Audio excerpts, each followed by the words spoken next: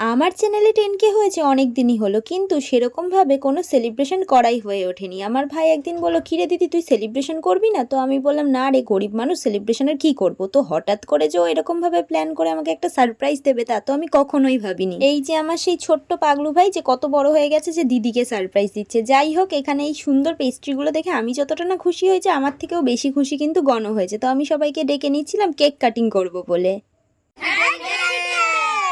আর 10K followers অনেকের জন্য কম হলেও আমার জন্য কিন্তু হিউজ একটা অ্যামাউন্ট। যে 10,000 মানুষ আমাকে ফলো করছে, এটা আমার কাছে অনেক বড়।